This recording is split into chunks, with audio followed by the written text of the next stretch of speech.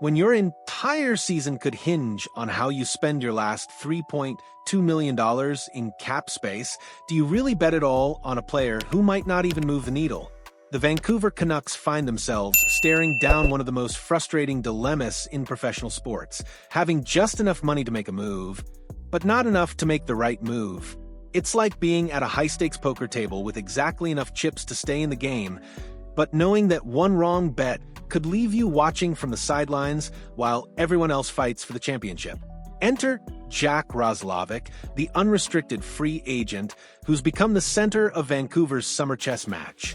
Multiple conversations, ongoing negotiations, and a price tag that's making general manager Patrick Allvin lose sleep. This isn't just about signing a hockey player. This is about the Canucks' entire philosophy for competing in what might be their most crucial season in years.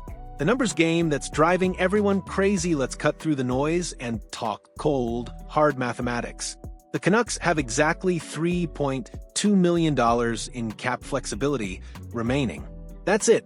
That's the difference between adding meaningful depth or going into next season hoping their current roster can somehow overachieve beyond all reasonable expectations. Roslovic wants just over $3 million annually on a 2- or 3-year deal. Do the math, sign him, and Vancouver has virtually nothing left to address any other roster needs that might emerge. It's the equivalent of spending your entire grocery budget on one fancy ingredient and hoping you can make a gourmet meal out of whatever's left in your pantry. But here's where it gets interesting. Roslovic isn't some unknown commodity. He posted 39 points in 81 games with the Carolina Hurricanes last season. Those aren't spectacular numbers, but they're not embarrassing either. He's the definition of a solid middle-six contributor, reliable, consistent, and capable of filling a specific role without embarrassing himself. The problem? Solid and reliable don't typically transform franchises or elevate teams from playoff hopefuls to legitimate contenders. The true center conundrum: Vancouver's interest in Roslovic stems from a glaring organizational need. They desperately require a legitimate third-line center. It's one of those unsexy roster holes that casual fans often overlook, but can absolutely cripple a team's depth during the grueling 82-game regular season and beyond. Think about it from the Canucks' perspective. They've invested heavily in their top 6 forwards, but what happens when injuries inevitably strike? What happens when they need 4 lines contributing during crucial playoff games? Having a center who can win faceoffs, play responsible two-way hockey, and chip inoffensively becomes invaluable. Roslovic checks those boxes. He's not going to be confused with Connor McDavid or Nathan MacKinnon, but he's the type of player who makes hockey teams function properly. He's the reliable sedan in a world obsessed with sports cars, not exciting, but gets you where you need to go without breaking down. The opportunity cost dilemma: here's where this story becomes absolutely fascinating from a team-building perspective. Every dollar spent on Roslovic is a dollar that can't be used elsewhere.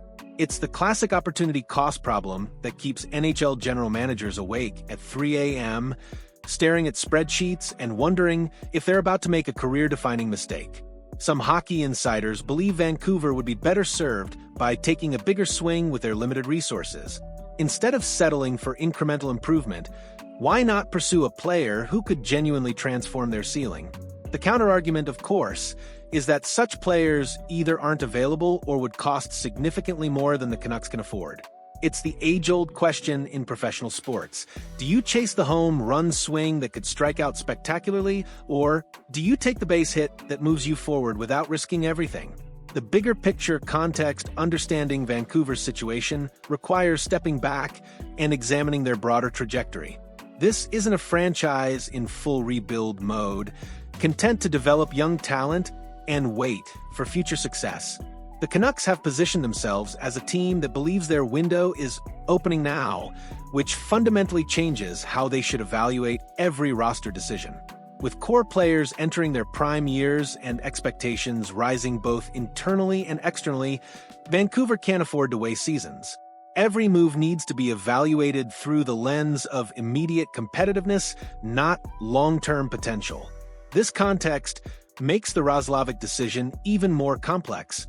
Is he the type of player who helps a playoff-bound team take the next step, or is he simply roster filler disguised as meaningful improvement?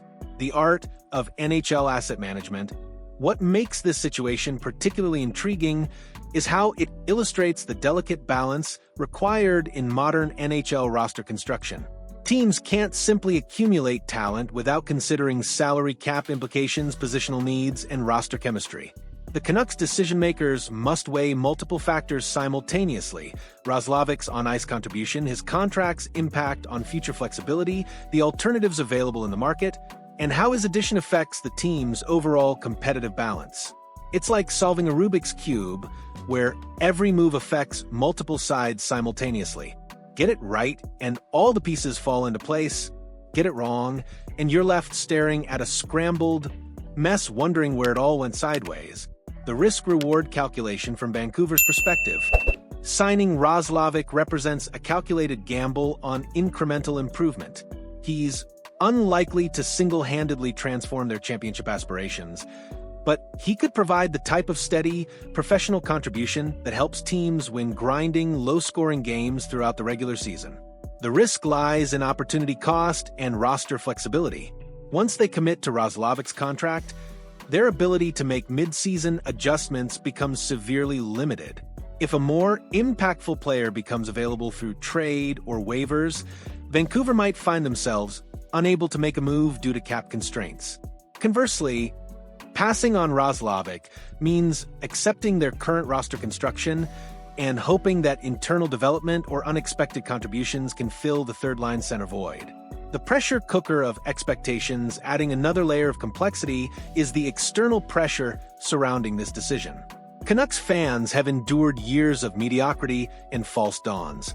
They're hungry for meaningful progress and won't be patient with moves that feel like lateral shuffling rather than genuine improvement.